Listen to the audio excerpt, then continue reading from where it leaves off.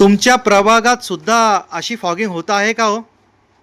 तुम्हाला माहीत आहे का नगर परिषद मच्छर मारण्यासाठी किती रुपये खर्च करते? हे पहा, तुम्हाला मी वास्तवता दाखवतो. Look at this. खोपोली नगर परिषदेने फक्त 2025 एका वर्षाकरिता चक्क 1,31,00,000 रुपयाची निविदा काढलेली आहे फक्त मच्छर मारण्याकरिता. ह्या मशीनची किंमत किती असेल हो? 1-2 लाख रुपये नसेल आणि पूर्ण खर्च तुम्हाला 10 ते 20 लाख रुपये खर्च होत असेल, त्याच्यापेक्षा जास्त होणार नाही. पण एवढा खर्च 1,31,00,000 रुपये मच्छर मारण्याकरिता? यही नहीं, अभी और सुनिए.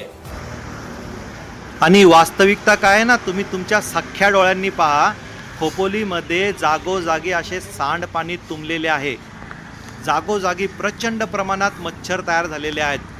लोकांना मलेरिया, डेंग्यू सारखे आजार होत आहेत. 1,31,00,000 रुपये खर्च करून सुद्धा खोपोलीमध्ये मलेरिया का होत आहे? खोपोलीमध्ये डेंग्यू का होत आहे? नागरिकांनी भरलेल्या कराचे पैसे नगर परिषद प्रशासन हे असे उधळत आहे आणि कोणत्याही प्रकारच्या सुविधा देत नाही आहेत. प्रचंड प्रमाणात घाण, गवत आणि सगळीकडे झाडे झुडपं वाढलेली आहेत. आपण पाहू शकता प्रचंड प्रमाणात दुर्गंधी खोपोली शहरात आहे.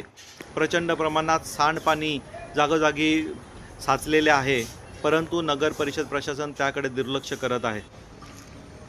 खोपोली शिळफाटा येथील भाजी मार्केटची अवस्था तर दयनीय झालेलीच आहे.